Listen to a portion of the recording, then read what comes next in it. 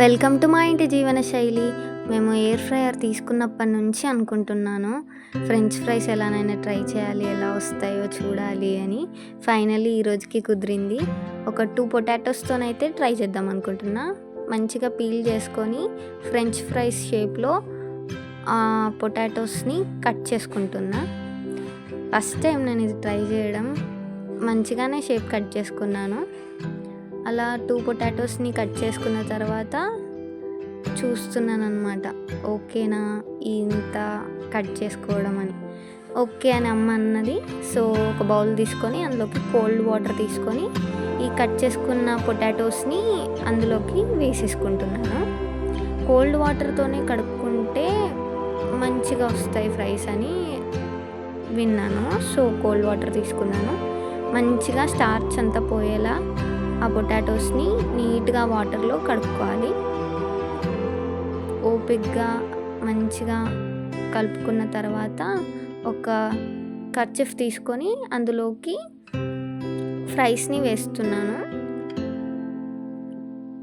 అన్నిటినీ ఆ కర్చీఫ్ పైన వేసి నిదానంగా ఎక్సెస్ వాటర్ అంతా పోయేలా నీట్గా ట్యాప్ చేస్తూ తుడుచుకోవాలి. సో కొంచెం టైం తీసుకొని నీట్గా ఒక్కొక్క దాని వాటర్ పోయేలాగా రఫ్ చేస్తూ అన్నిటినీ క్లీన్ చేసుకోవాలి. వాటర్ పోయిన తర్వాత మళ్ళీ బౌల్ తీసుకొని క్లీన్ చేసుకున్న పొటాటోస్ని బౌల్లో వేసేసుకొని అందులోకి మనం ఇష్టమున్న ఫ్లేవర్స్ యాడ్ చేసుకోవచ్చు. నేను మాత్రం సాల్ట్ మాత్రమే యాడ్ చేస్తున్నాను. కారం ఏవైనా మసాలాస్ కూడా యాడ్ చేసుకోవచ్చు, but salt is enough I guess. And oil కూడా స్ప్రే చేసుకొని రెండు మంచిగా వాటికి పట్టేలాగా కలుపుకుంటున్నాను. కన్సిస్టెన్సీ అనేది మన ఇష్టం. తగినంత సాల్ట్, అన్నీ పట్టుకునేంత ఆయిల్ వేసుకుంటే సరిపోతుంది.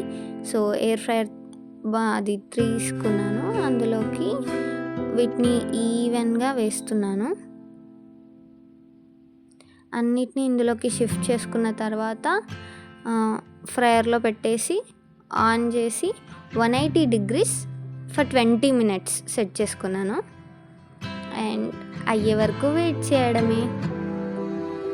సౌండ్ రాగానే గబగబా వచ్చి చూశాను. కొంచెం మాడినట్టయినాయి, బట్ క్రిస్పీ ఉన్నాయి. ఇలా అవ్వడమే బాగుంటుందని అర్థమైంది. Thanks for watching.